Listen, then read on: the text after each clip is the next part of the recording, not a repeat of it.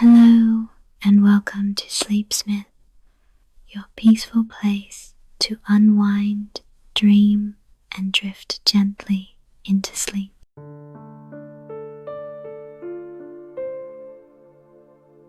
Before we start our story tonight, let me help you settle in with a simple, calming breath like a gentle lullaby for your body and mind.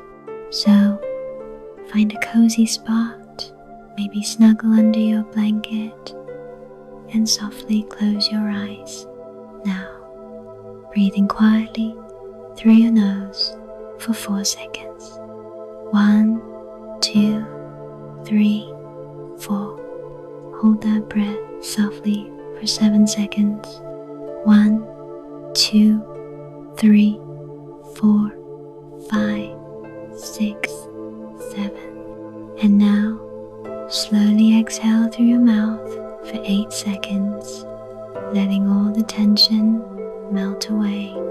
1, 2, 3, 4, 5, 6, 7, 8. Let's do that again. Nice and easy. Breathe in.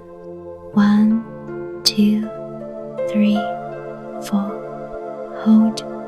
1, 2, 3, 4, 5, 6, 7. Breathe out. 1, 2, 3, 4, 5, 6, 7, 8. One last time, just like a soft whisper, breathe in. 1, 2, 3, 4. Hold. 1, 2, 3, 4, 5, 6, 7. Breathe out. 1, 2, 3, 4, 5, 6, 7, 8. Feel your body getting lighter, your mind quiet, as if you're being tucked gently into a calm, warm bed. Thank you for sharing this moment with Sleepsmyth. Now, relax completely and let the story carry you into a peaceful, restful sleep. Let's begin.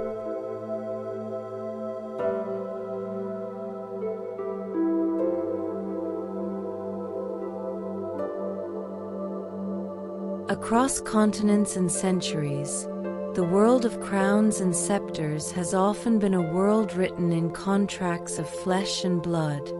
In these halls of gold and velvet, treaties were not only inked on parchment, they were lived, breathed, and embodied by those born to royalty. Women of noble lineage became more than princesses or consorts. They became living pacts, walking embodiments of alliances, their presence alone a bridge between rival houses, distant courts, and the fragile promises of peace. In Japan, Princess Kazunomiya Chikako carried the weight of imperial duty as she crossed from Kyoto to Edo. Her union with the shogunate was a pledge of reconciliation, a human embodiment of fragile accord in an era of political turbulence.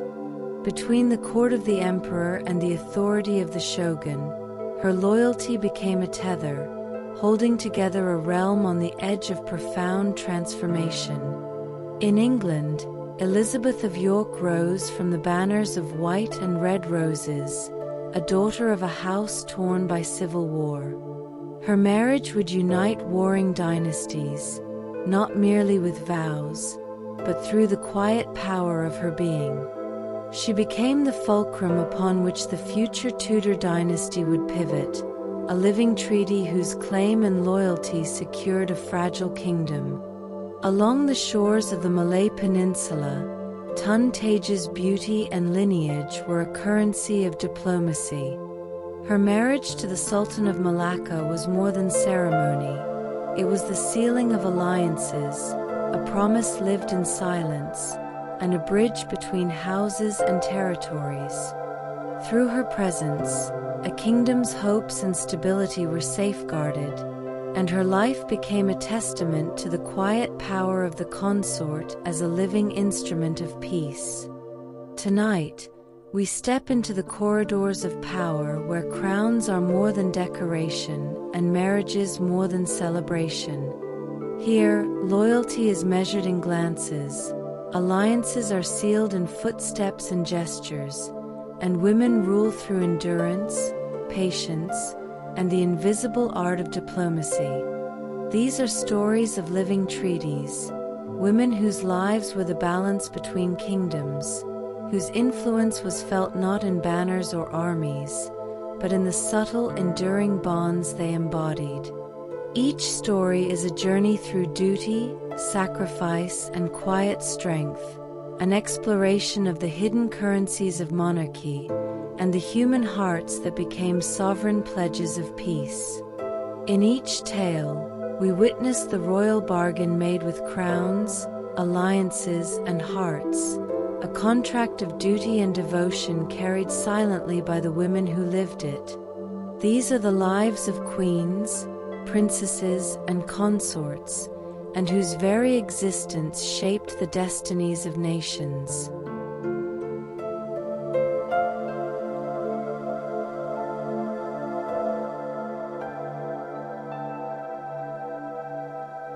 Princess Kazunomiya Chikako of Japan, the bride between throne and shogunate.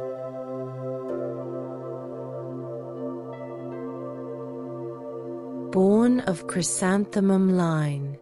In the heart of Kyoto, where temple bells carried their notes across quiet gardens, a daughter was born into the most ancient house of Japan.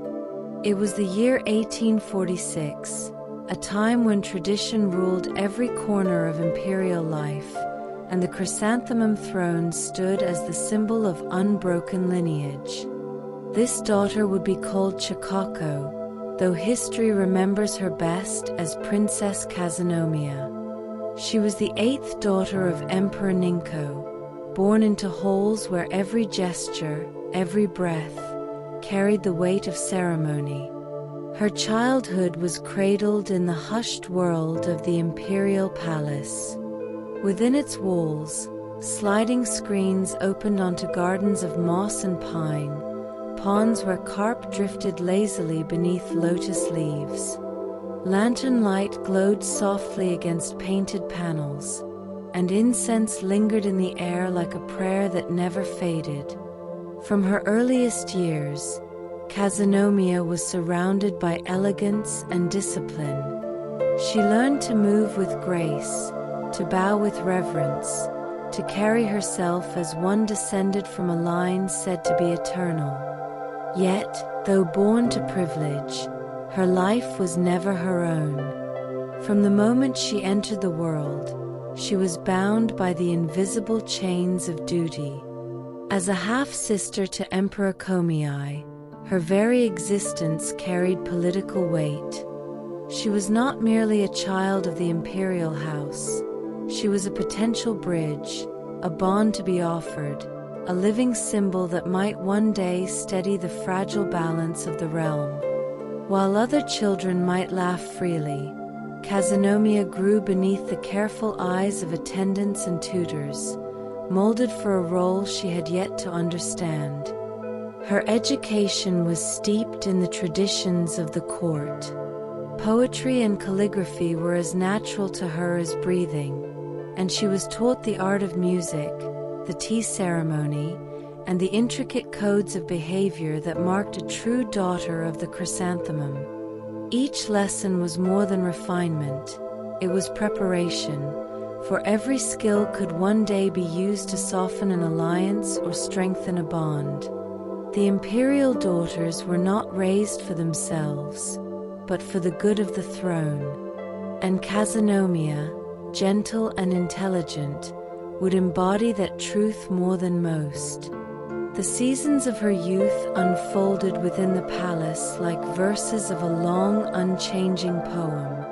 Spring brought showers of cherry blossoms, their pale petals drifting through the air like a snowfall of light.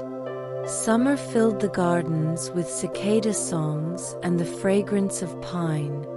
Autumn painted the palace grounds in crimson and gold, while winter cloaked the rooftops in quiet white. To Kazunomiya, these rhythms were as familiar as her own heartbeat, and yet beneath their beauty lay an unspoken reality.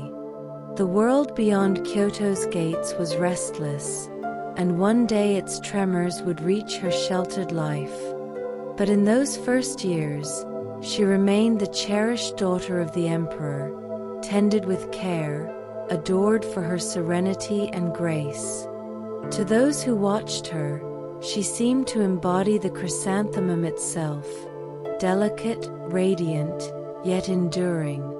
She could not know then how her life would be woven into the fate of the nation, how the path before her would demand the sacrifice of her own will. For now, she was simply Kazunomiya, a princess of Kyoto, raised in silken halls, a child of the chrysanthemum line, destined to become something far greater than herself.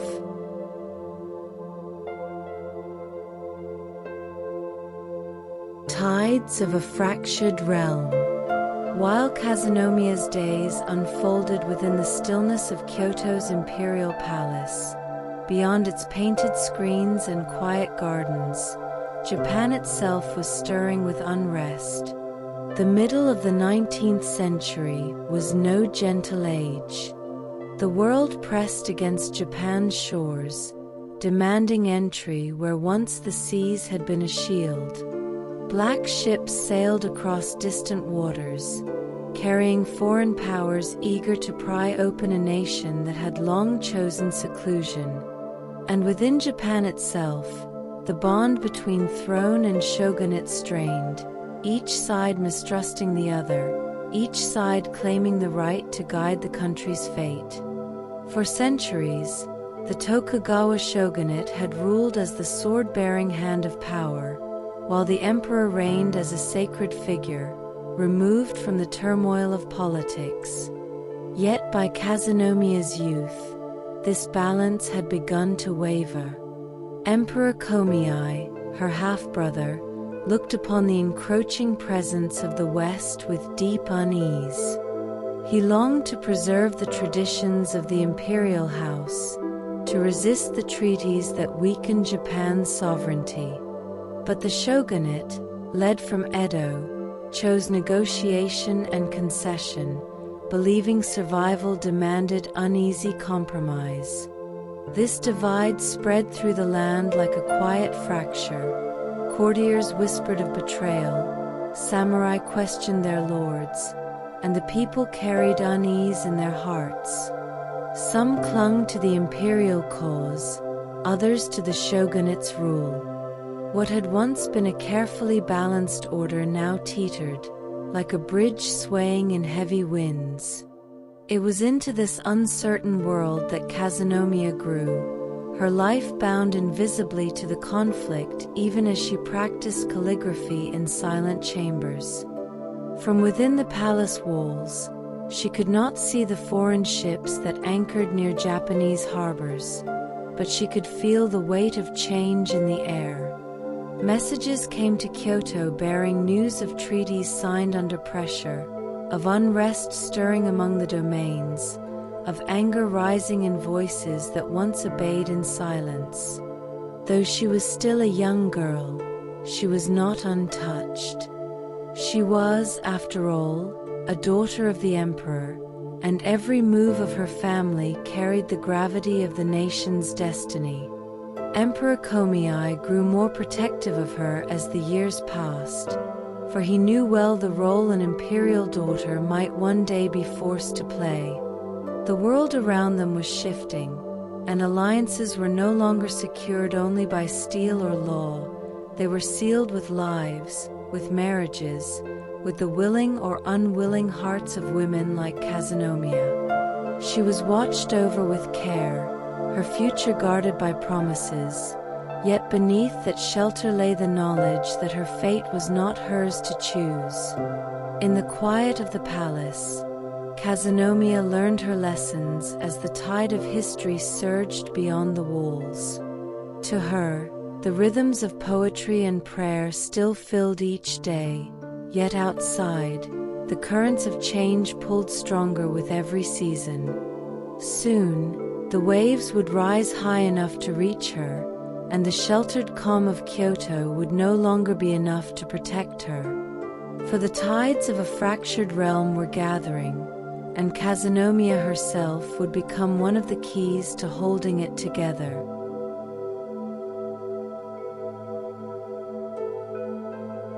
Promise of Arasugawa Destiny.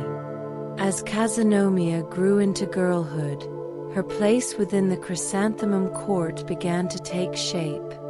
In Kyoto, where incense drifted through holes of painted screens and the sound of temple bells marked the passage of hours, her life seemed wrapped in serenity. Yet beyond the quiet courtyards, her name was spoken as more than a daughter of the emperor. She was seen as a vessel of hope, a thread that might weave unity in a nation fraying at the edges. From her earliest years, her hand had been promised, not to the shogunate, not to the turbulent powers that pressed upon Edo, but to a prince of her own blood. Prince Arasugawa Terahito, a noble of high standing, close in kinship, respected by the court, was chosen as her betrothed. His lineage and loyalty to the imperial house made him a fitting match for a princess whose duty was to embody tradition. Their engagement was more than a private union. It was meant as a vow to strengthen the imperial cause, to show that the throne would preserve its line unbroken, even as the shogunate struggled to command obedience from the domains. Within the palace, the promise brought a hush of relief. Courtiers spoke of it as a union that would steady the future. For Kazunomiya, still a young maiden, it was spoken of gently, as though it were a certainty carved in the stars. She was told of the Arasugawa house, of the noble prince who would one day stand beside her, and she accepted the knowledge as one accepts the turning of seasons. There was no sign then of the storm that would soon intrude, no sign that even this vow, sealed with imperial approval, might be broken. Her half-brother, Emperor Komeei, found comfort in the arrangement. He believed it safeguarded her fate within the embrace of the imperial family, far from the reach of Edo's demands. Yet he also knew the times were dangerous, and that promises made in one season might be undone in the next.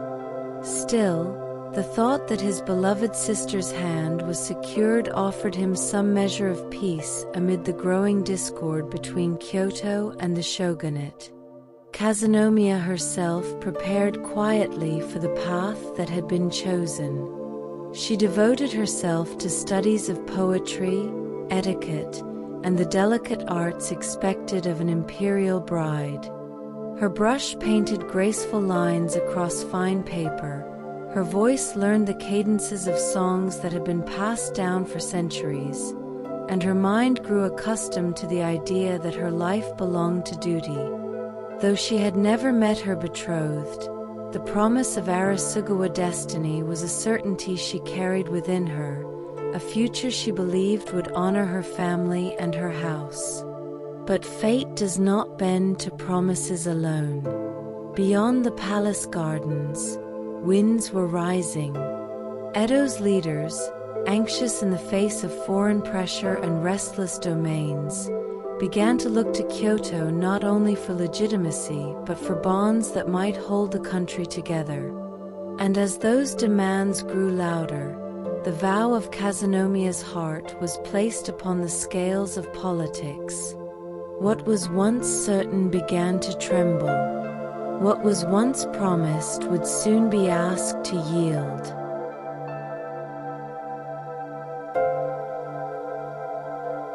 Chains of a political marriage. The promise of Kazunomiya's union with Prince Arasugawa seemed unshakable. Yet as the years unfolded, the fragile balance of the realm shifted. Foreign ships loomed along Japan's shores, their dark hulls anchored like omens of change. Treaties had been signed under duress, and many within Kyoto viewed the shogunate in Edo as weak, unable to guard the nation against encroaching powers. Whispers of unrest carried through the domains, and the bond between throne and shogunate frayed to its thinnest thread.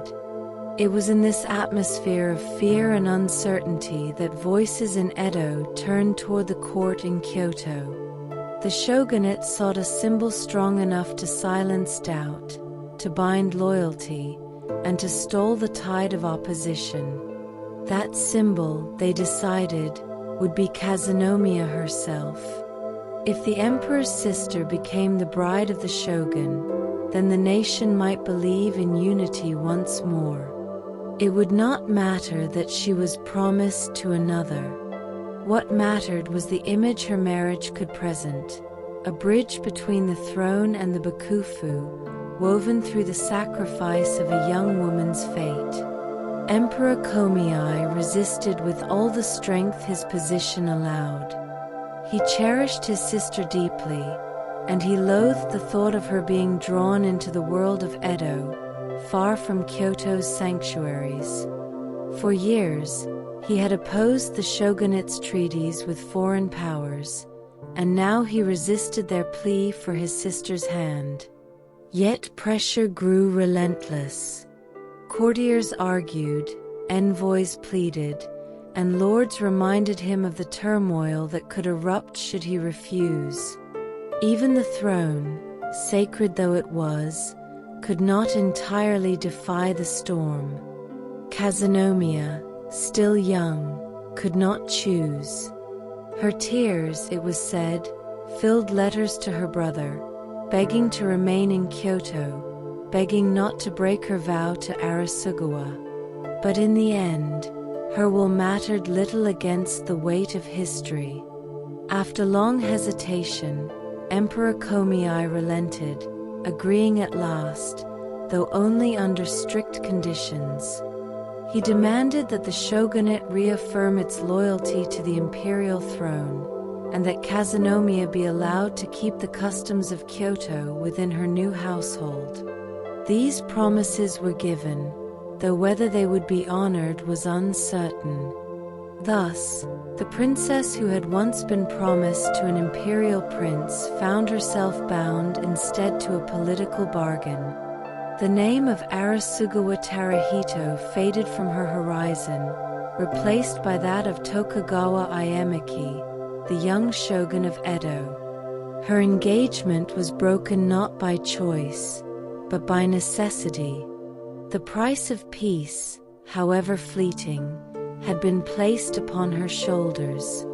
When the decision was sealed, preparations began in solemn haste. Courtiers whispered of her sorrow, of her reluctance, of the weight that pressed upon her as she prepared to leave the chrysanthemum court behind. The promise of Arasugawa destiny had withered. In its place stood the chains of a marriage not of her heart, but of the nation's survival.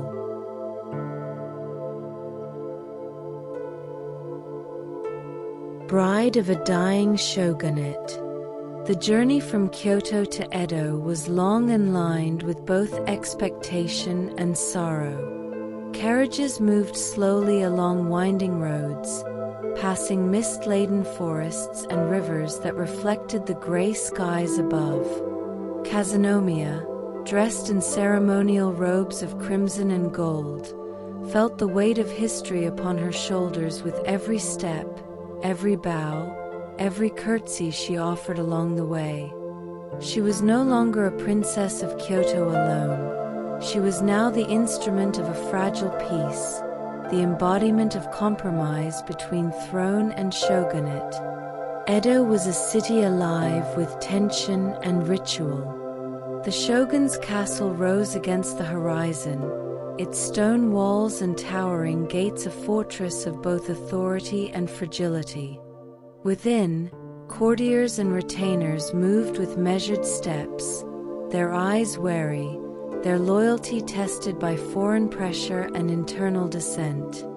Kazunomiya arrived amidst a court both respectful and constrained, aware of her value as a symbol, yet careful not to offend the delicate balance of power. Iemaki, the young shogun to whom she was now betrothed, was a figure both commanding and distant. His eyes carried the weight of his office, the knowledge that his rule was fragile, his influence limited by the domains and daimyos who questioned his every move. For Kazunomiya, their marriage was not an intimate union but a public spectacle, a living emblem of reconciliation that the nation hung upon as proof that peace might endure. Her days were filled with protocol and expectation. She learned the intricate codes of Edo's court, adapting Kyoto's refined customs to fit the strict etiquette of the shogunate. Tea ceremonies, formal receptions, and state occasions became the rhythm of her life. Every movement, every gesture, every word she spoke was observed, measured, and interpreted as a reflection of the fragile alliance she now represented. Yet beneath the splendor of silks and gold, Kazunomiya felt the quiet ache of displacement. Her heart, trained to devotion to her imperial family, now beat in a city that was not home. Her childhood promise to Arasugawa had been broken, leaving a lingering sorrow, softened only by the knowledge that her sacrifice held the hope of a nation in its hands. Each bow, each smile, each graceful posture was a reminder that she was no longer living for herself, but for the fragile balance of Japan itself. The shogunate, already waning under the weight of foreign demands and internal unrest, looked to her presence as a sign that the imperial line had acknowledged its authority. Yet the reality was more precarious than ceremony could convey. Edo depended on the symbolic strength of Kazunomiya, even as the foundation of shogunal power creaked beneath the weight of history. Her role as bride was both honor and burden, a life lived not in love, but as the living emblem of a kingdom's fragile promise. And so she settled into her new life, a princess transformed into the bride of a declining regime. Though her youth had promised freedom, her years in Edo were measured by the demands of diplomacy and decorum, by the unspoken expectation that she would embody peace where swords and alliances alone had failed. In every gesture, in every carefully chosen word, Kazunomiya bore the weight of her nation's hope, knowing that her own desires must remain silent beneath the grandeur of the shogunate's walls.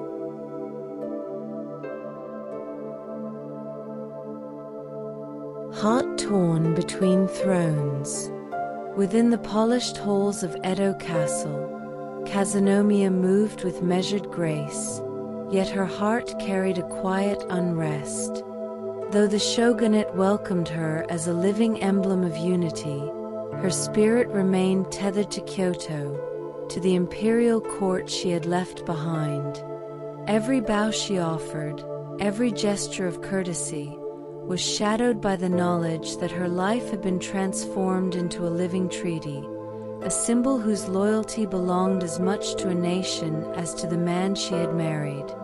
The young shogun Iemaki was aware of her presence as more than a companion. She was a bridge, a representation of the emperor's authority, and a reminder that his power depended upon her symbolic obedience. Kazunomiya learned quickly to navigate the delicate lines of protocol, balancing respect for Edo's customs with the traditions of her own imperial upbringing. She became a master of appearances, her poise masking the quiet turbulence within. Though outwardly serene, she felt the pull of two worlds.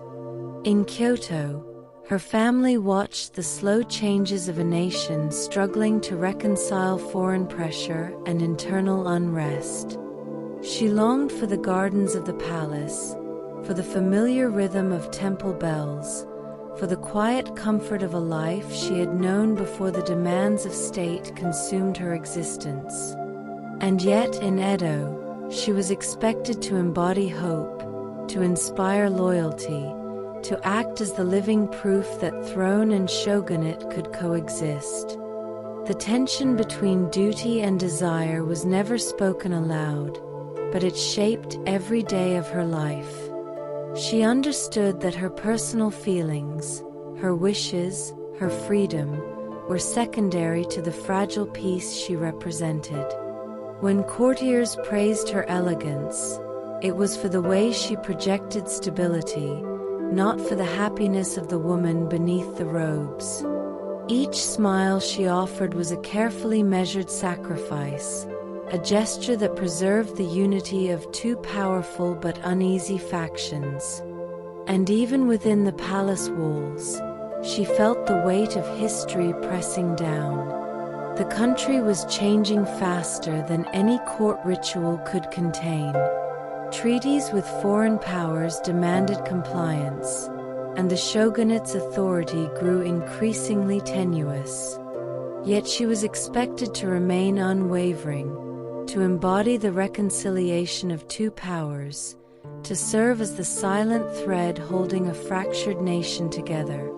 In her private moments, Kazunomiya may have dreamed of a different life, of a union chosen freely, of days spent in the gentle rhythms of Kyoto rather than the formal ceremonies of Edo. But such dreams were luxuries she could not afford. Her identity was no longer hers alone. It was entwined with the fate of the shogunate, the emperor, and the country itself. Thus, her heart remained forever torn between two worlds. Between the throne of her birth and the shogun she was bound to support. Between loyalty to family and duty to the nation. She became, in the truest sense, a living treaty, her very existence a compromise, her life a pledge, her will surrendered to the fragile hopes of a kingdom on the brink of transformation.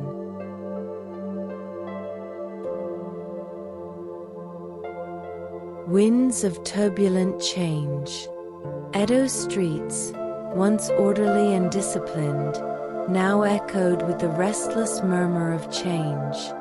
The shogunate that had ruled for centuries creaked beneath the weight of foreign demands, internal dissent, and the growing power of reformist voices. Kazunomiya, in her gilded chambers, could sense the tension as surely as she felt the wind against the palace walls. Though her life remained carefully orchestrated by protocol, the currents of history had begun to ripple through every corner of her existence. Shogun Ieyasu, though young and ceremonious, struggled to maintain authority. His illness and early death would come like a shadow over the court, leaving a power vacuum that threatened to unravel the fragile peace Kazunomiya had been sent to embody. Each council meeting, each exchange between retainers, each announcement of unrest from distant provinces reminded her that the balance she represented was perilously fragile. Kazunomiya herself walked the corridors of the shogun's palace with quiet dignity, her every gesture observed as a signal to the nation. Yet beneath the silks and lacquered screens, her thoughts drifted to Kyoto. She longed for the steady rhythm of her family's life, the gardens of her youth, the soft rituals of the imperial court. But even as the shogunate faltered, she remained at her post, the living emblem of reconciliation, a symbol that the throne and the bakufu might yet coexist, even if only temporarily. Foreign envoys pressed their influence with increasing insistence, demanding treaties that would change the course of Japan's economy and governance. Rebellions stirred in the provinces, as samurai loyal to the emperor questioned the shogunate's authority. And all the while, Kazunomiya's presence served as a fragile anchor, her own sacrifices meant to reassure a nation that the heart of the imperial family still guided its destiny. The news of Iemiki's death came like a chill wind through the palace. Plans for succession, negotiations between court and shogunate, and the inevitable rise of new leaders placed Kazunomiya once again at the center of political maneuvering, not as a participant but as a living symbol whose life could be leveraged for stability. Her marriage had been intended as a bridge, and now, with the shogunate weakened, she found herself the bridge trembling above a rushing river of change. Yet even amid uncertainty, she remained composed. Her training in Kyoto, her disciplined upbringing, and the quiet strength that had been cultivated in her youth allowed her to carry herself with dignity. Though the world around her shifted like sand, Kazunomiya held firm in her role, a steadfast emblem of unity, even as the forces of history began to pull the nation in new and unpredictable directions. And so, in the final years of the shogunate, she lived not as a woman with freedom or choice, but as a quiet steward of hope. Her life intertwined with the fate of an old order, her sacrifices shaping the course of a country that was awakening to a new era. The winds of turbulent change buffeted the shogunate and the throne alike, yet Kazunomiya endured, carrying within her the fragile balance of two worlds as the nation edged toward transformation.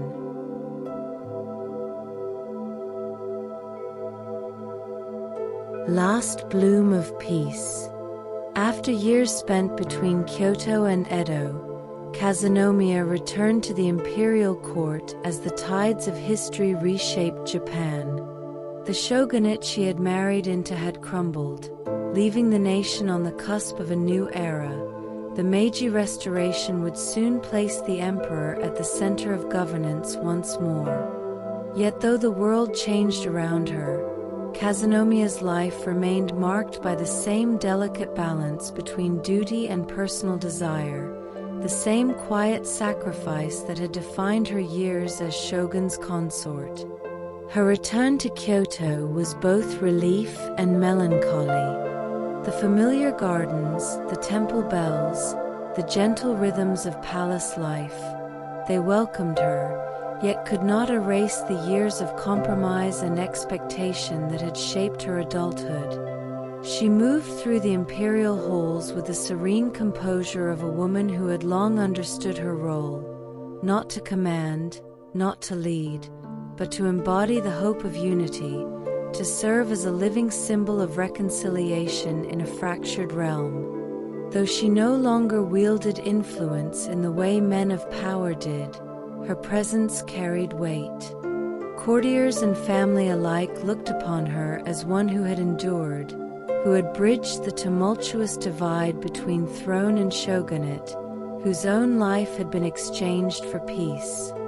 The sacrifices she had made, the broken engagement, the relocation to Edo, the countless days of silent obedience, were the quiet underpinnings of the nation's stability.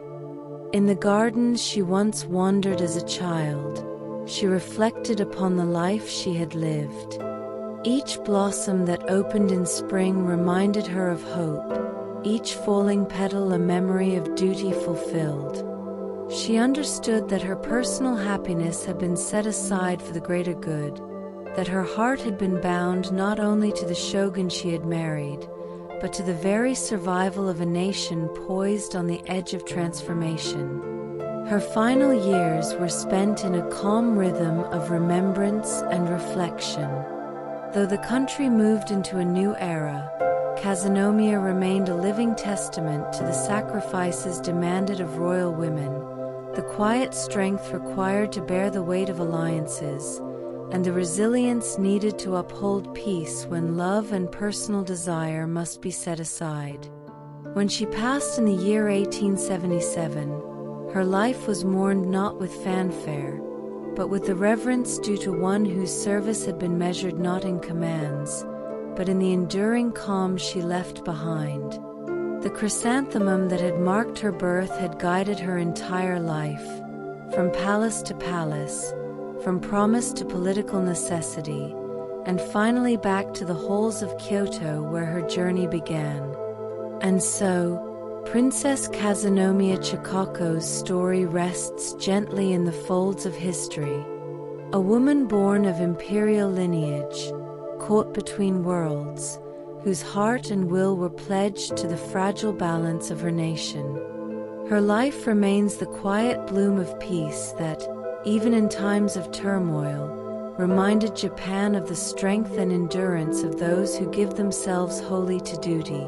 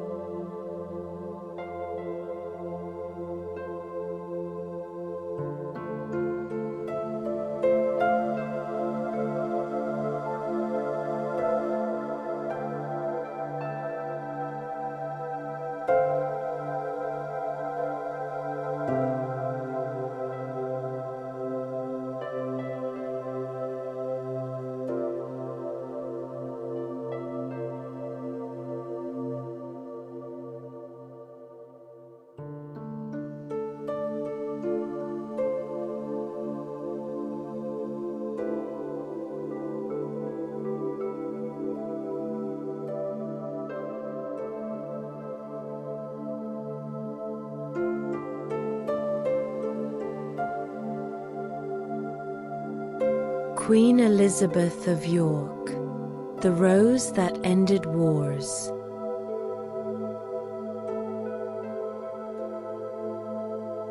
Dawn over a broken kingdom. England in the 15th century was a kingdom caught between roses.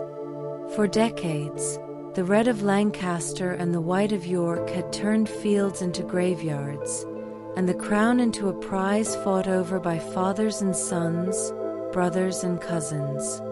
Peace was never more than a passing season. It came and went like morning fog, leaving sorrow behind. It was in this restless age that Elizabeth of York was born, in the year 1466. She was the first daughter of King Edward IV, Victor of York, and his queen, Elizabeth Woodville.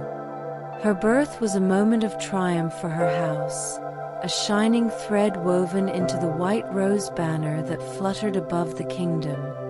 Yet even as she was cradled in silks, the world around her trembled, for the wars were never truly finished. Her father's crown glittered brightly, but it had been won by force, seized from Henry of Lancaster after bitter battles. And though Edward was handsome and commanding, his throne rested on fragile ground. Nobles whispered, alliances shifted, and in the shadows of castles and courts, ambition never slept. To some, Elizabeth was simply a royal child, but to others, she was proof of York's victory, and perhaps a token that could one day be bargained or taken away. Elizabeth grew up in halls rich with color and ceremony. Gilded tapestries glowed in firelight, minstrels filled chambers with gentle music, and her father's court seemed to glitter with confidence.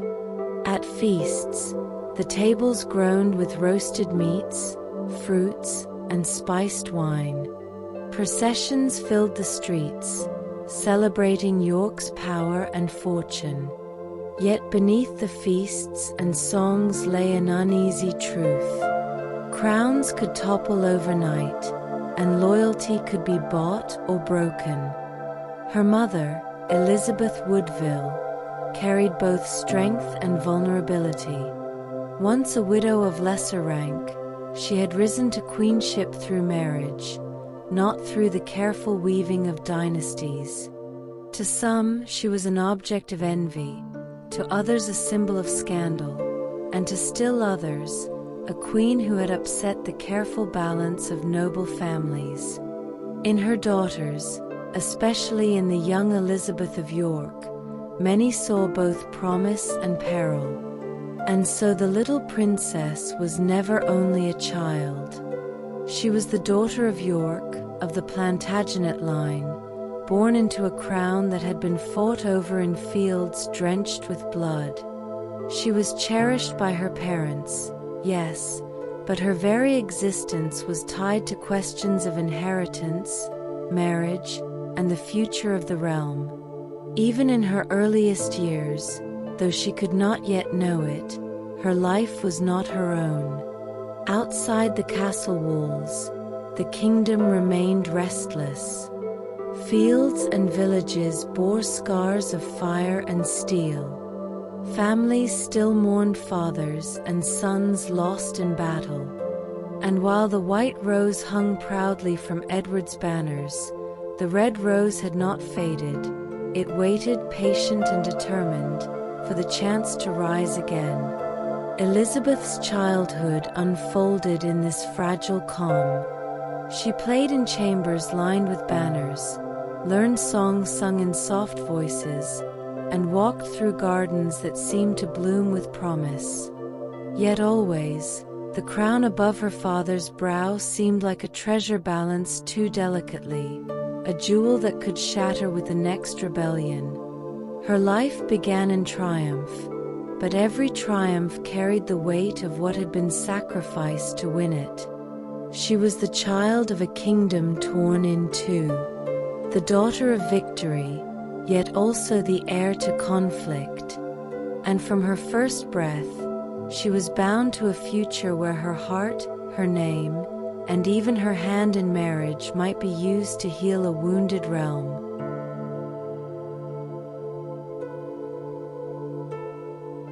Blood of Plantagenet. Elizabeth of York was more than a daughter of a reigning king. She was the living thread of a lineage that had shaped England for generations. Through her father, she inherited the proud claim of the House of York, descended from the Plantagenet kings who had ruled since the days of Edward III. Through her mother, she carried the hopes of a family once far from the throne, yet now seated upon it. In her veins, triumph and rivalry mingled, just as red and white roses tangled together upon the same stem. The name Plantagenet itself carried weight, for it was a house that had risen to glory and fractured into feuding branches. From Edward III's many sons had sprung competing lines, each convinced that their claim to kingship was strongest. These claims had become the seeds of civil war, scattering sorrow across the land. Elizabeth, as a child, was far from the battlefields where these quarrels began, yet she was the fruit of them. Her very existence tied her to both the pride and the wounds of her ancestry. Her father, Edward IV, was the boldest champion of York. He had seized the crown in his youth, tall and striking upon his horse, a king of victories and pageantry. Yet he too was haunted by the Plantagenet inheritance. His right to rule had been contested, his reign bought not with peace but with war. And as he raised his children in the glittering halls of Westminster and Windsor, he knew that even his bloodline could not silence doubt. Elizabeth's mother belonged not to ancient dynasties, but to the new reality of royal politics. Elizabeth Woodville was no foreign princess offered an alliance, but a widow who had caught the king's eye. Their marriage stirred fury among nobles who had expected Edward to bind York to foreign courts with a carefully chosen bride. Instead, he had chosen for love. That choice, daring and unusual, made his queen both powerful and vulnerable. And it made their children, including young Elizabeth, symbols of both defiance and legitimacy. As Elizabeth grew, she was taught to carry herself with grace, for she was the eldest daughter of York's king. But around her, history whispered of betrayals, lost battles, and broken vows. She heard of Henry of Lancaster, the king her father had unseated. She learned of battles fought at Toten and Barnet, where thousands had fallen for roses of different colors. And though she was too young to understand the weight of it all, she was never far from the truth that her blood was both blessing and burden. For those who looked upon her, Elizabeth was more than a girl with fair hair and a quiet smile. She was the granddaughter of the mighty Plantagenets, the union of a contested line, a daughter who could one day be given in marriage not for her own heart but for the crown's survival. In her, people saw possibility, the chance to strengthen York's rule, or perhaps, if fate turned, the chance to heal divisions through a union not yet imagined. Thus, the child played in gardens, studied her lessons, and listened to gentle songs. Yet beyond the walls, her name was spoken in council halls, her future measured in treaties and plans. For Elizabeth of York, even in her innocence, carried with her the full weight of her family's name. The blood of Plantagenet flowed within her, ancient and unyielding, and with it came the price of belonging to a house that had given England both glory and grief.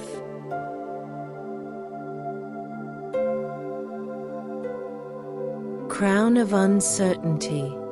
Elizabeth's childhood was gilded with the splendor of her father's court. But in the spring of 1483, the brightness dimmed.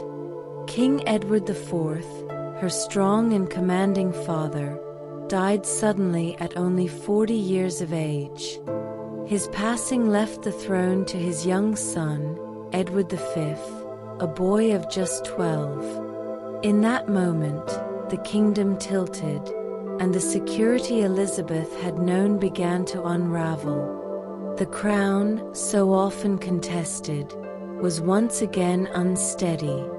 The young Edward and his brother Richard, Elizabeth's brothers, were placed under the care of their uncle, Richard, Duke of Gloucester. He had long served loyally beside their father, but ambition has many faces. At first, it seemed he would act as protector. Yet whispers began to spread through the halls, whispers that would soon turn into thunder. Elizabeth, now a young maiden, watched the events unfold with anxious eyes. Her brothers were taken to the Tower of London, supposedly for their safety before the boy king's coronation. But the days passed, and the doors remained closed. The coronation never came. The laughter of two young princes faded from the world, and rumors spread that they had been silenced forever within those walls. The shock of their disappearance struck Elizabeth's family like a storm. Her mother, Elizabeth Woodville, fled into sanctuary at Westminster Abbey, clutching her daughters close. Within the abbey's walls, they lived with the sound of bells echoing above them, a solemn refuge where holy stone could protect them from a world turned hostile. Elizabeth, though still young, began to understand the cruel bargain of royal birth. She was a princess, but safety was not hers to keep. Her fate, and even her life, could be taken as easily as a crown removed from a fallen king. Meanwhile, Richard, Duke of Gloucester, seized the throne. He claimed that Edward IV's marriage to Elizabeth Woodville had been invalid, rendering their children illegitimate. In one stroke, Elizabeth of York was stripped of her title, her rights, and her security. Once the daughter of a reigning king, she became, in the eyes of the crown, a girl without claim. The court she had known glittered no longer. Instead, England bowed to Richard III, and the daughters of York were left in the shadows. In the dim sanctuary, Elizabeth learned the fragility of her world. She was a princess no longer certain of her place. She was a daughter mourning not only her father, but the likely loss of her brothers. Her life had turned from one of promise to one of peril, and yet she endured quietly, her gaze fixed upon a horizon she could not yet see. The uncertainty weighed upon her, for she knew she was more than herself. She was a daughter of York, a link to a fallen crown, a piece upon the board of power where kings and queens were made or unmade. Her existence was no longer simply her own. It was tied to ambitions greater than her, forces she could not resist. In her silence and survival, she became the very embodiment of the bargain her birth demanded. And so Elizabeth of York, once secure in her father's court, found herself adrift. Between the memory of a king lost too soon, and the reign of an uncle who had taken all she knew, she lived in a crownless uncertainty, waiting, as England itself waited, for the course of destiny to reveal its next turn.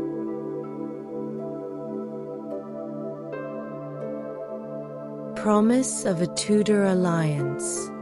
In the quiet halls of sanctuary, Elizabeth of York's fate seemed uncertain, yet beyond those walls, her name became a banner for rebellion. For though Richard III sat upon the throne, many in England doubted his claim. The disappearance of the princes in the Tower haunted the people, and the crown upon Richard's brow seemed to some a stolen one. The realm whispered of injustice, and in those whispers, Elizabeth's name began to rise. For in her lived the blood of York, the rightful daughter of Edward IV. If her brothers were gone, she became the heir of her house. And in her union, many saw the chance to heal England's deepest wound. A marriage between Elizabeth of York and Henry Tudor, a distant heir of Lancaster, could bind red and white together, ending decades of strife. In her heart, she may have longed for safety and peace, but to her country, she was something far greater. She was the promise of reconciliation. Henry Tudor, exiled across the sea in Brittany, was a claimant of the Lancastrian line. His claim alone was weak, but tied to Elizabeth, it became strong. Together, they could embody both houses, York and Lancaster united. For this reason, whispers turned to plans, and plans to vows spoken in secrecy. A pact was made. If Henry Tudor should land in England and triumph over Richard, he would marry Elizabeth of York, and through her, unite a broken kingdom. For Elizabeth, this promise was not a choice of the heart, but a destiny imposed upon her. She was not asked whether she wished to marry Henry Tudor, a man she had never met. She was not asked if her future should be bound to one who lived across the Channel, far from her world. Instead, she was the quiet center of a grand bargain, a living treaty whose value lay not in herself, but in what her hand could bring to the realm. Richard, too, knew the power her name carried. At times it was said he considered wedding her himself, to strengthen his own contested reign. Such rumors darkened the air, for they spoke of a union both unsettling and dangerous. Yet whether true or not, they showed how Elizabeth's destiny had become the currency of kings, her worth measured in crowns and thrones, not in her own desires. And so, While Elizabeth waited in the shelter of sanctuary, the world beyond her walls moved her life like a piece upon a chessboard. Armies gathered, alliances shifted, and Henry Tudor's name was carried on the winds of rebellion. Always at the center of these movements, her own name gleamed like a light, the hope of York and Lancaster, the rose that could end wars if only she were joined to the right hand. Thus, in the stillness of her guarded world, Elizabeth's life was bound to promises spoken far from her presence. Promises that would shape not only her fate, but the fate of England itself. She had become what so many royal daughters before and after her would become: a bridge, a bond, a bargain between rival powers. Her heart remained her own, but her destiny had already been pledged.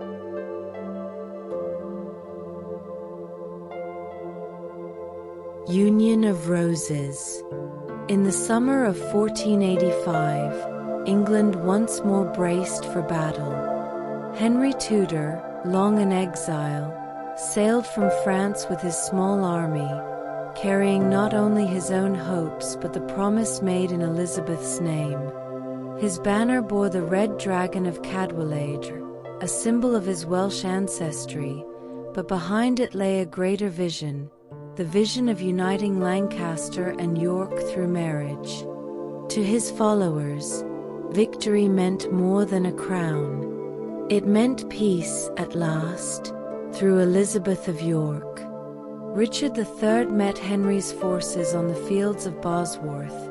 The clash was fierce, steel against steel, banners whipping in the wind, the cries of men rising into the gray sky. Richard fought bravely, leading his charge with the ferocity of a warrior king, but fate turned against him. Betrayal from his allies left his army faltering, and he fell upon the battlefield, the last Plantagenet king to die in combat. With his fall, the crown was seized and set upon Henry's brow. England exhaled, weary of war. Henry was proclaimed king, Henry VII, founder of a new dynasty. Yet even as his crown gleamed, all eyes turned to Elizabeth of York. For it was through her, not through Henry alone, that the kingdom would find legitimacy and healing. The promise made before his return now demanded fulfillment. The red and the white must be joined. Their rivalry ended in a single union. In January of 1486, the marriage was celebrated. Elizabeth of York, graceful and serene, walked to the altar not as a free bride but as a bond between enemies. She was the white rose of York, Henry the red rose of Lancaster. Their vows, spoken in the hush of the chapel, were more than words of devotion. They were the sealing of a treaty written in blood across decades of war.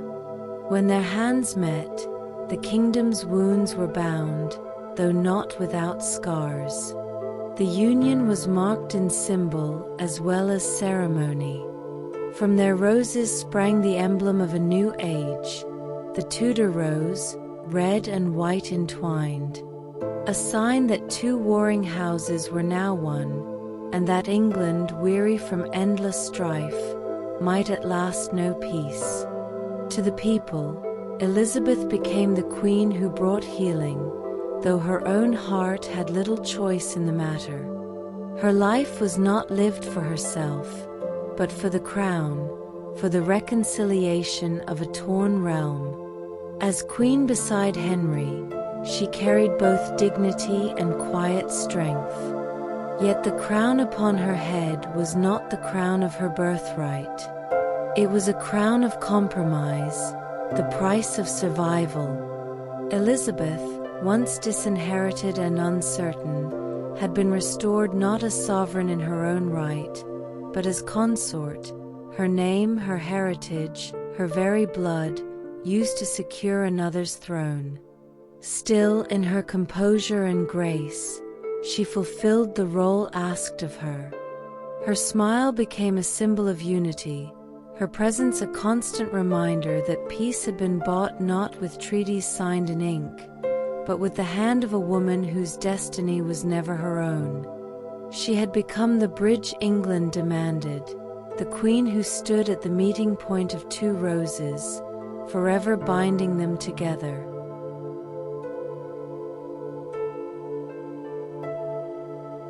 Sacrificed birthright. Elizabeth's marriage to Henry VII was hailed across England as the dawn of peace. The roses of red and white had been bound together, and the land, weary of war, looked to the future with cautious hope. Yet beneath the celebrations lay a quieter truth. Elizabeth, though crowned queen, had laid aside more than she had gained. Her own birthright, her claim as heir of York, was quietly folded into her husband's power. For in truth, Elizabeth of York's claim to the throne was stronger than Henry's. She was the daughter of Edward IV, the living heir of the Yorkist line. Henry's lineage, though tied to Lancaster, was distant and uncertain. Without her, his crown would have glimmered weakly, vulnerable to rivals who might rise again. It was through Elizabeth that Henry's rule found its true legitimacy. Yet in their marriage, that strength became his alone. Henry was cautious and calculating, a king ever wary of threats. He did not wish Elizabeth to shine too brightly, for fear that others might rally to her claim instead of his own. Though she wore the crown, she ruled only in symbol, her authority carefully veiled beneath his. Documents bore not her name, but his. Decisions flowed not from her voice, but from his counsel. In public, she was honored as queen, but in private, she lived within the careful walls of his control. Still, Elizabeth accepted her role with quiet grace. She did not rebel, nor did she demand what might have been hers. She gave herself to the bargain, knowing that her silence was the price of unity. The peace of England depended upon her sacrifice. If she had pressed her claim, the roses might have clashed once more, the kingdom thrown again into fire and ruin. And so she yielded, not for love of power, but for love of peace. Her life became a symbol rather than a sovereignty. She bore children, Arthur, Margaret, Henry, and Mary, each of them threads in the tapestry of England's future. Her womb became the kingdom's hope, her blood the bond that promised stability. In this, she fulfilled the role demanded of her, but the cost was her own inheritance, her own voice. A queen, yet never a sovereign in her own right. There must have been moments when she remembered her father's court, when she had been the heir of a proud king. Moments when she wondered what might have been if destiny had allowed her to rule not beside a husband, but in her own name. Yet such thoughts, if they came, were folded into silence. For Elizabeth's life was not lived for herself, but for a kingdom weary of war. She was the heir who did not inherit, the rose that surrendered its claim so that the garden might bloom again. And thus, the crown upon her head was both triumph and surrender. She had given England peace, but at the price of her own birthright. A sacrifice not spoken of in chronicles or proclamations, but felt in every quiet moment of her reign. In her silence, England found stability, and in her sacrifice, the Tudor dynasty found its strength.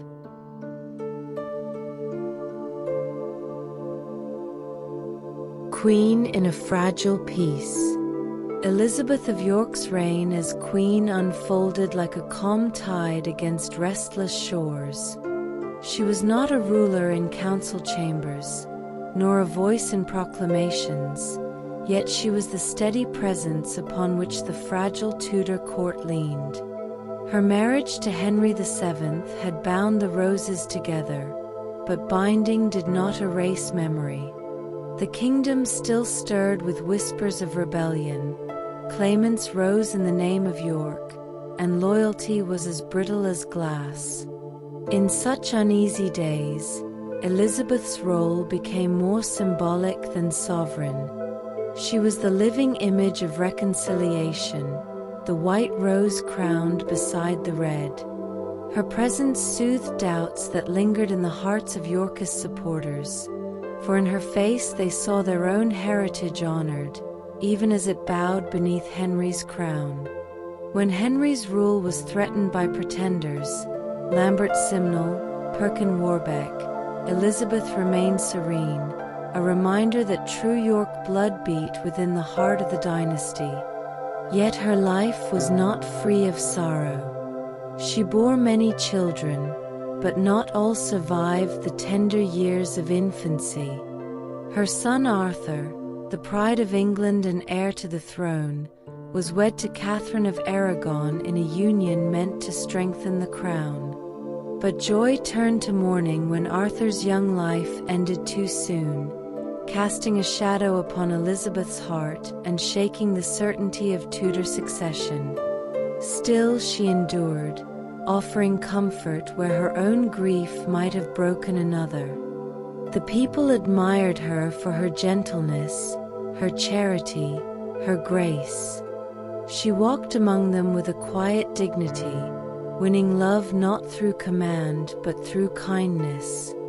At court, she was praised for her beauty, her golden hair and serene presence, the very image of peace long desired.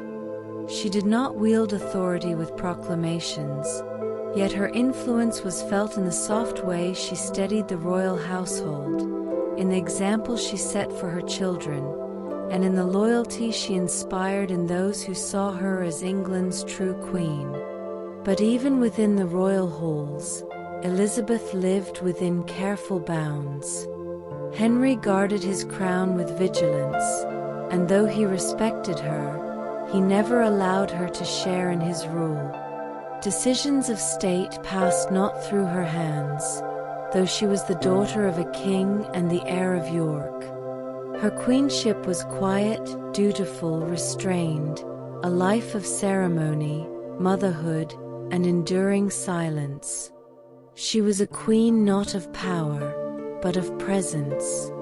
In this fragile peace, Elizabeth's sacrifice continued. She gave England stability not by ruling, but by standing, by being the bond, the symbol, the embodiment of harmony. She had surrendered her inheritance, and now she surrendered her voice. Yet in doing so, she became something greater than a monarch. She became the promise of peace itself. And so the years passed, marked not by triumphs of conquest or proclamations of policy, but by the soft strength of a queen who bore her burdens quietly. Elizabeth of York reigned in a kingdom that balanced always upon a knife's edge, yet she kept it steady with nothing more than her grace, her endurance, and her quiet acceptance of the bargain fate had demanded of her.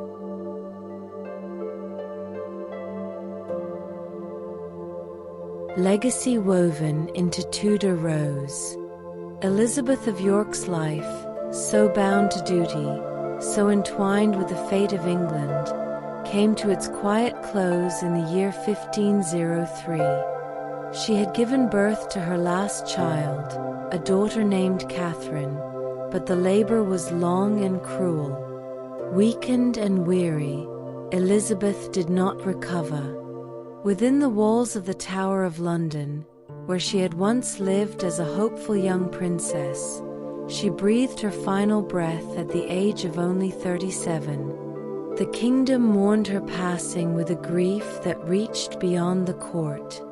For Elizabeth had been loved not for power, but for her gentleness, her grace, her quiet strength. Henry VII, ever cautious and restrained in life, was said to have grieved deeply, retreating into solitude at the loss of the woman who had steadied his crown. Without her, the court seemed dimmer, the fragile peace she had embodied now resting solely upon the shoulders of her children. Her death left behind both sorrow and legacy. She had given England princes and princesses who would shape its destiny. Arthur, lost too soon, Henry who would rise as Henry VIII, Margaret who would carry Tudor blood into Scotland, and Mary who would become Queen of France. Through them, Elizabeth's lineage stretched far across kingdoms, binding alliances and shaping dynasties. Her blood flowed not only through the Tudor line, but through the veins of monarchs who would rule long after her name had faded into chronicles. Yet it was not her children alone who carried her memory. The very emblem of England bore her presence still. The Tudor rose, red and white entwined, became the lasting symbol of the unity she had embodied. Every banner that flew, every coin that bore the rose, every carving upon palace walls carried a remembrance of the woman who had given her birthright for peace. It was her life, her marriage, her sacrifice that had made the rose bloom. Elizabeth of York was not remembered as a ruler who commanded armies or shaped laws. She was remembered as a queen who healed a kingdom. Her reign was quiet, but its impact was profound. Through her, two warring houses were bound into one. Through her, England was steadied long enough to grow beyond the scars of civil war. And though her own voice was hushed, her legacy was written in the survival of peace and the strength of her children. Centuries have passed since Elizabeth walked the halls of Windsor and Westminster, since her laughter echoed in the gardens of her youth. Yet still, her image lingers, a golden-haired queen, serene, gentle, enduring. The rose that ended wars, whose sacrifice became the foundation of a dynasty, and whose memory blooms eternal in the red and white petals of England's most cherished emblem. And so her story rests, soft as twilight, not as a tale of conquest, but as a tale of sacrifice, not of a queen's command, but of a queen's quiet endurance. Elizabeth of York's legacy lies not in the power she wielded, but in the peace she preserved. A peace bought at the cost of her own inheritance, yet one that gave England centuries of kings and queens. Her bargain, her silence, her sacrifice live on still, woven forever into the heart of the Tudor rose.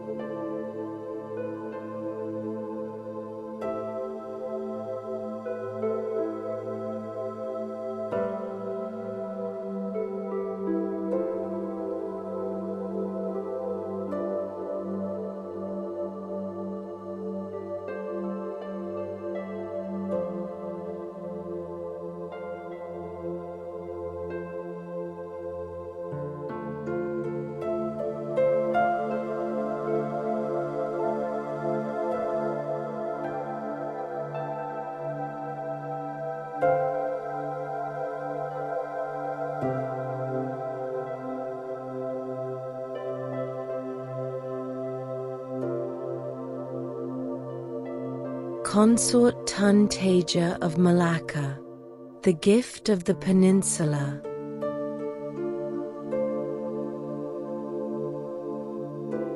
Daughter of Pahang shores, Along the gentle banks of the Pahang River, where morning mists drifted lazily over emerald waters and the scent of jasmine lingered in the air, Teja was born into a noble family whose influence stretched across the peninsula. Her father, a respected chief, and her mother, known for her grace and wisdom, welcomed her as a shining thread in their lineage. Even as a child, she seemed touched by something rare, a presence that suggested both beauty and dignity, qualities that would later mark her as a figure of political significance. The palace of her childhood, though modest compared to distant sultanates, was alive with the rhythm of courtly life. Courtiers moved with gentle precision, their voices a murmur of etiquette and counsel. The halls were filled with the scent of sandalwood and the soft rustle of silk as attendants prepared the young girl for the life of refinement she would be expected to inhabit. She learned early the songs and stories of her land, the delicate art of weaving, and the quiet ceremonies that marked the passage of seasons.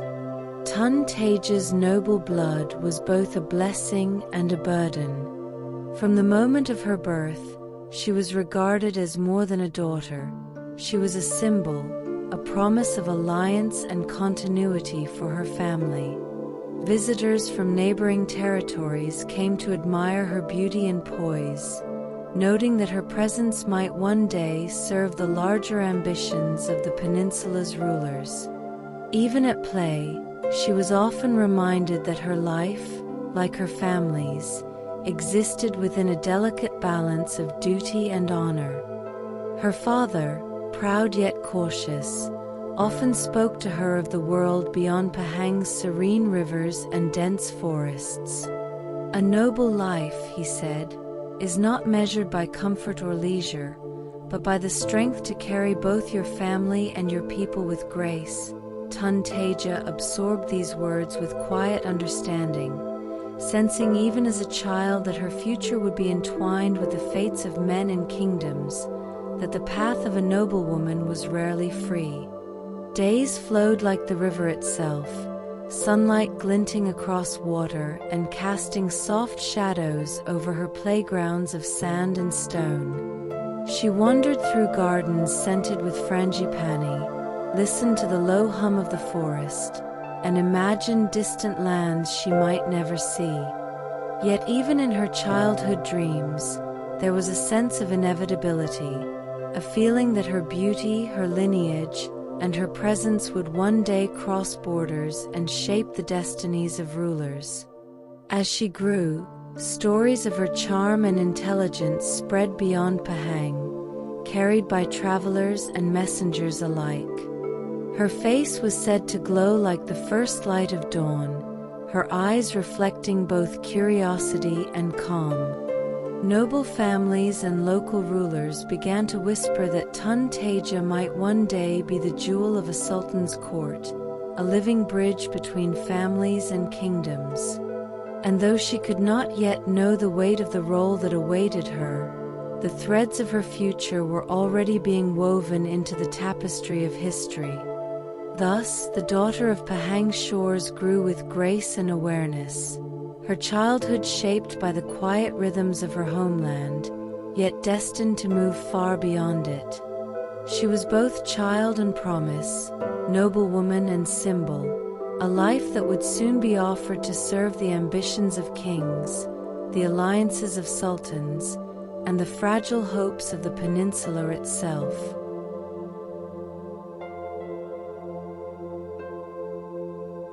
Promise promised elsewhere. Even as Teja's laughter echoed through the gardens of Pahang, the threads of her destiny were quietly being drawn by hands beyond her own. Noble families spoke of alliances, of unions that would strengthen territories and bind rulers.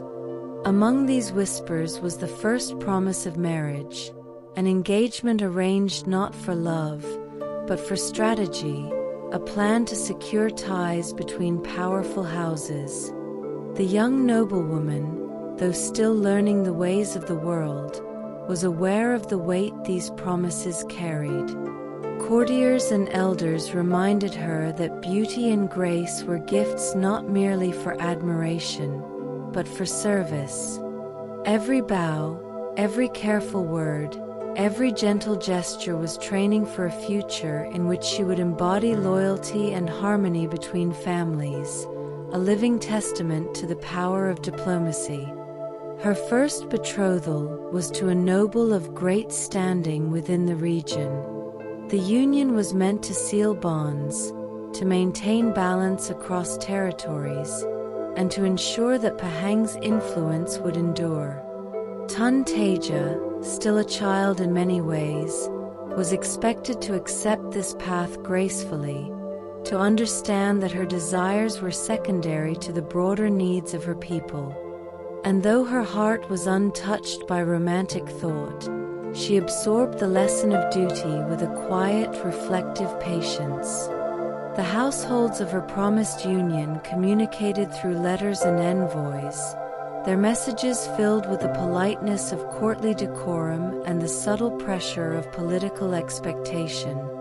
Her parents, bound by honor and foresight, emphasized that Teja's compliance would secure the welfare of their family and their land. Each lesson in etiquette, each recital of proper conduct, became a gentle preparation for a life in which her presence alone could shape alliances and influence outcomes. In the evenings, as the sun dipped behind the dense forest and the river's waters shimmered with twilight, Teja often wondered about the distant lands her betrothal might take her to. She imagined the faces of strangers, the halls of foreign palaces, and the rituals she would one day perform. Though uncertainty mingled with curiosity, she learned that her path was both predetermined and honored, a path where a noblewoman's beauty and lineage were instruments of peace, loyalty, and political survival. Her childhood, filled with the serenity of rivers and gardens, now carried an undercurrent of responsibility. The promise arranged for her became a gentle but persistent reminder that she was no longer merely a daughter, but a symbol, a living bridge between families, a covenant whispered in the corridors of power, a future shaped as much by strategy as by her own emerging character. And so, Teja's life began to move beyond the familiar shores of Pahang. The first promise marked the turning of her journey, the beginning of a path that would soon see her cross kingdoms, leave behind her childhood, and enter a world where her heart and will would be bound to the fragile bargains of kings and sultans.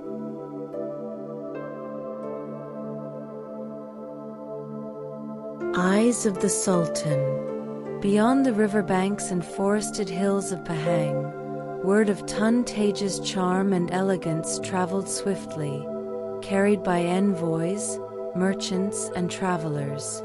Tales of her gentle poise, her luminous presence, and the quiet wisdom in her gaze reached the ears of Sultan Mahmud Shah of Malacca. In the Sultan's court, her name became a symbol, a jewel of the peninsula whose union could strengthen the kingdom and secure alliances. The Sultan, a ruler both ambitious and cautious, understood the power of marriages in shaping politics. Teja was more than a woman of beauty. She was a living emblem of a noble lineage whose connection could bind territories and fortify his reign. Each report of her grace, each portrait painted by envoys, stirred plans and strategies in the court, as advisors weighed the benefits of her presence within the Malaccan palace. Teja herself remained largely unaware of the full scope of these deliberations. Her days were filled with the rhythms of her family's estate, the soft murmur of attendants, the gentle rustle of silk as she learned embroidery and the arts of decorum, the scent of flowers drifting through open windows. Yet even amid the tranquility of her surroundings, the currents of destiny moved quietly, inexorably, guiding her toward a life she had not chosen. Messages arrived with increasing urgency, summoning her family to discuss the possibility of her marriage to the Sultan. Courtiers spoke in careful tones, emphasizing honor, duty, and the greater good of both Pahang and Malacca. Teja listened with quiet understanding as her parents explained the magnitude of the offer, a union that would elevate their family, strengthen alliances, and secure the peninsula's fragile balance. Though flattered, Teja felt the first stirrings of uncertainty. Her first betrothal had already bound her to a distant noble, and now another promise loomed over her. Yet even as questions flickered in her heart, she sensed the inevitability of duty, the expectation that her life's path was entwined with the currents of power, the alliances of sultans, and the fragile stability of kingdoms. Preparations began, subtle and deliberate. Envoys described the journey she would one day take, the ceremonies she would attend, the role she would embody as a consort in a foreign court. Each detail emphasized that she was not merely moving from one home to another, but stepping into a position of influence and responsibility, a living treaty whose presence alone could shape the fortunes of men and realms. As evening fell over Pahang, painting the river in hues of amber and gold, Teja reflected quietly. Her childhood had been peaceful, filled with the gentle rhythm of rivers and the songs of birds. Now a new chapter loomed, one of distant courts, careful diplomacy, and personal sacrifice. She understood that her life, her heart, and her choices would soon be guided not solely by desire, but by duty to family, kingdom, and sultanate alike. And so the eyes of the Sultan had found her, but it was the weight of history, lineage, and political necessity that would ultimately define the path before her. Teja, born of noble blood, was poised to become a living bridge between lands, a symbol of alliance, and a participant in the delicate, enduring game of the royal bargain.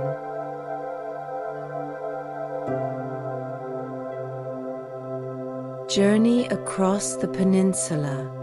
The morning air shimmered with heat and humidity as Teja prepared to leave the familiar shores of Pahang.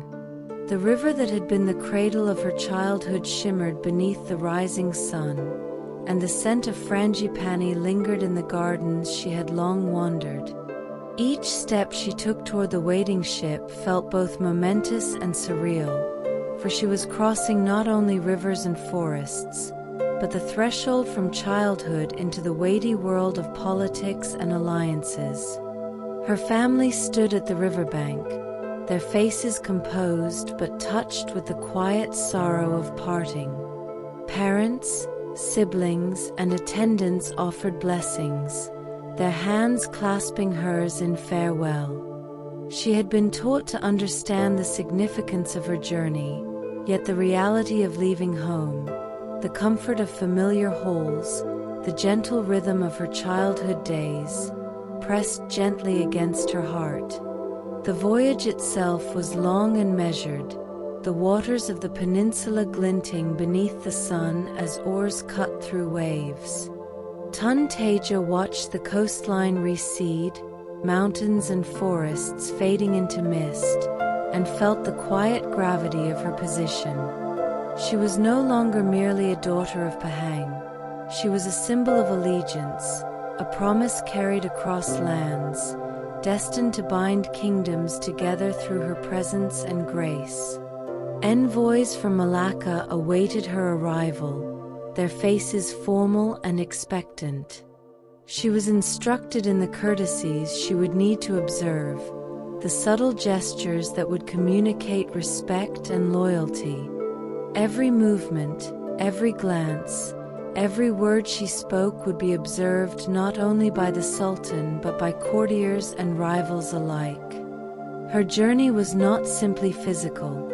It was a passage into a life where every act, however small, carried the weight of diplomacy. Evenings on the journey were quiet, filled with the sound of waves lapping against the vessel and the soft murmurs of attendants. Teja often gazed at the stars, tracing constellations she had known since childhood, and imagined the new skies she would soon live under. Though uncertainty and longing mingled in her thoughts, she carried with her the quiet knowledge that her life, her choices, and her presence were now inseparable from the fortunes of the Sultanate. By the time she arrived in Malacca, the city's walls and towers loomed like a promise and a challenge at once. The scent of spices and salt hung thick in the air, and the bustling streets thrummed with the energy of a kingdom poised between tradition and ambition. Teja stepped ashore with composure, aware that her role as a consort would soon begin, that her beauty and lineage would become instruments of peace and negotiation, and that her heart, however private, would serve a public purpose. Thus, the daughter of Pahang had crossed the peninsula, leaving behind childhood comforts to become a living emblem of diplomacy. Every gaze she received, every courtesy she offered, would be a delicate thread holding together alliances and hopes. In that moment, Teja fully embodied the royal bargain, a woman whose life had become a bridge, a gift, and a silent pledge to the future of kingdoms beyond her own.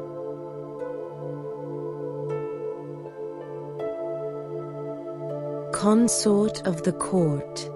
The gates of Malacca rose before her like a promise etched in stone, and as Teja entered the palace, the grandeur of the Sultanate unfolded around her. Towers gleamed in the sunlight, courtyards buzzed with attendants, and the scent of incense wove through the halls. Every step she took was measured, every glance observed, for she was no longer a visitor. She was the Sultan's consort, a living emblem of the delicate balance between power and peace. Her chambers were lavish, draped in silks and adorned with intricate carvings that spoke of generations of rulers. Yet beneath the beauty lay the quiet weight of expectation. Teja understood that her presence alone was a political act, that her grace and obedience were as essential to the stability of the Sultanate as the swords of its soldiers or the counsel of its ministers. She learned the rhythms of court life quickly, the morning rituals, the careful observance of hierarchy, the subtle gestures that communicated respect, loyalty, and discretion. Every audience with the Sultan, every interaction with courtiers, reinforced the unspoken truth. She was both a person and a symbol, her desires set aside in favor of the kingdom's needs. Teja's heart, though often quiet and reserved, felt the tug of longing. She missed the serenity of Pahang, the gentle flow of its rivers, the familiar voices of her family. Yet even as she navigated these personal sacrifices, she carried herself with dignity, aware that her composure was itself a gift to the Sultanate, a stabilizing presence amid the swirling currents of politics. The Sultan himself regarded her with a mixture of respect and expectation. Their union, while arranged, required her to embody both loyalty and tact, to represent a bridge between her noble lineage and the authority of Malacca. Teja moved through ceremonies and gatherings with grace, her beauty and demeanor silently affirming the alliances her marriage was intended to cement. Evenings were quieter, though not without observation. Attendants lingered, the palace walls seemed to hum with vigilance, and the weight of her role settled like a gentle but unyielding cloak upon her shoulders. She often gazed through latticed windows at the starlit streets of Malacca, thinking of the rivers of her homeland and the journey that had brought her here. Though her heart longed for freedom, she knew that her life had become a promise, a covenant of peace carried in her very being. In these early days as consort, Teja began to understand the full measure of the royal bargain. Her beauty, her lineage, and her presence were no longer private treasures but instruments of statecraft, subtle yet powerful. Each smile, each measured word, each silent gesture was part of the delicate diplomacy that held the Sultanate's stability in balance. And so, Teja of Pahang embraced her role as consort, not as a captive of circumstance, but as a living symbol of unity, a quiet force whose presence could soothe tensions, forge alliances, and honor the promises that had been made on her behalf. The palace, with all its splendor and expectations, became her world, and within it, she learned to navigate the intersection of duty, dignity, and sacrifice.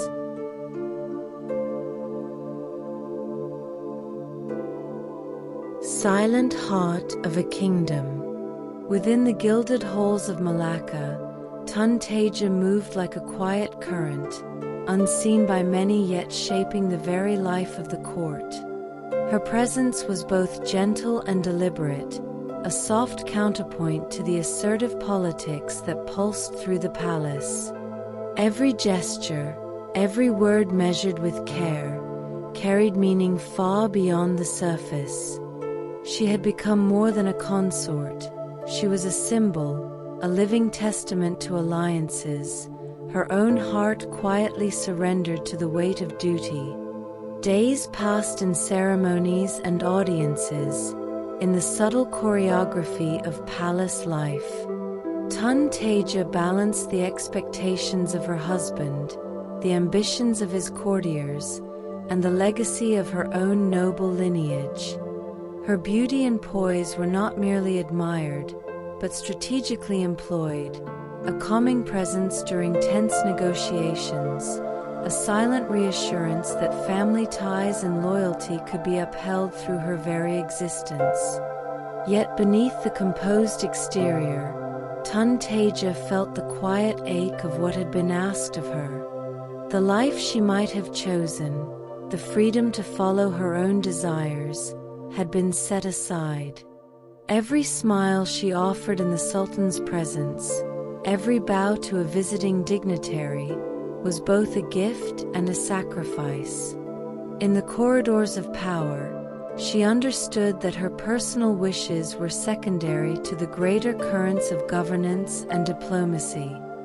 Her nights were spent in quiet reflection, often looking toward the distant rivers and hills of her homeland.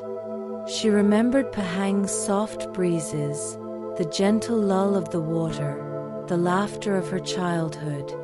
These memories were private treasures, a sanctuary she could carry within herself even as her outward life was defined by obligation. And in that silent space she found strength, an inner fortitude that allowed her to fulfill her role with grace, even when her heart longed for a life unbound by political necessity.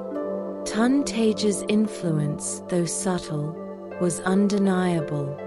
She mediated small disputes among courtiers, offered counsel with careful wisdom, and through her presence, maintained a sense of dignity and calm in the Sultan's court. Though she wielded no formal power, her role as living treaty granted her a quiet authority, a presence that ensured the alliances upon which the Sultanate relied remained intact. Through seasons of sun and monsoon, Teja carried this burden with a serenity that belied the inner turmoil she often felt. Her life had become a delicate balancing act, a silent heart sustaining the pulse of a kingdom, a woman whose sacrifice and grace preserved the fragile harmony of the Sultanate. And so, in the private moments behind lattice windows and along garden paths, Teja nurtured both herself and the fragile promises she represented. Her heart may have been quiet, her desires restrained, but in that silence, she became the living embodiment of peace, duty, and the royal bargain that had been entrusted to her from the shores of Pahang to the holes of Malacca.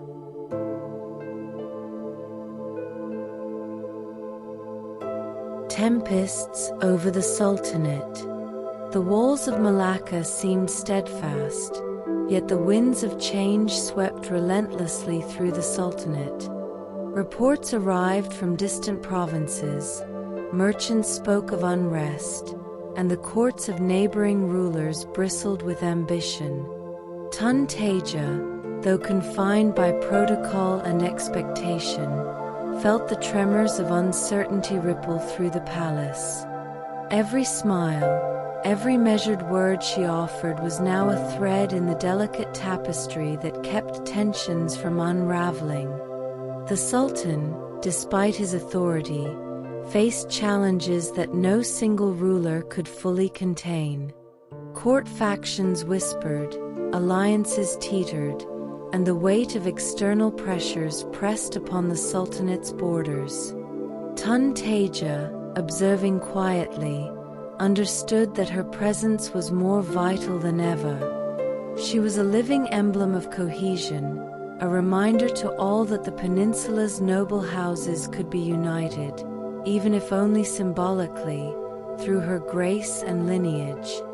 Her days became a careful navigation of observation and diplomacy.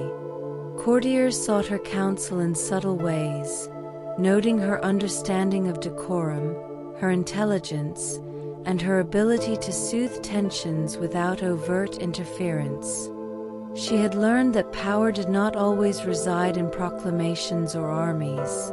Sometimes it rested in poise, in quiet composure, and in the gentle art of maintaining hope where unrest threatened to take hold. Time brought no relief from the storm of politics. The palace corridors echoed with hushed meetings, plans, and warnings. Teja wandered through the gardens, listening to the rustle of leaves, finding a calm in the familiar rhythm of nature amid the turbulence of human ambition. The rivers and flowering trees reminded her of Pahang, of a childhood untouched by such burdens, and yet she drew strength from those memories. The weight of her role was ever present, a living treaty whose beauty, lineage, and dignity were instruments of stability. She understood that her heart's quiet longing for a simpler life must coexist with the Sultanate's survival. Every gesture of courtesy, every whispered encouragement, and every respectful bow was part of the unseen machinery that held the court together. Storms, both literal and figurative, passed and returned. Teja endured them with quiet resilience, her presence steadying the palace like the soft roots of a tree beneath turbulent winds. Though she could not control the ambitions of men or the pressures of politics, she could embody grace, loyalty, and a serene strength that reminded all who saw her of the power of unity, even in uncertain times. And so, amid the tempests over the Sultanate, Teja remained a constant, a silent yet potent force whose life had been offered for the kingdom, a living bridge across shifting tides, and a reminder that diplomacy often took the form of a patient, enduring heart.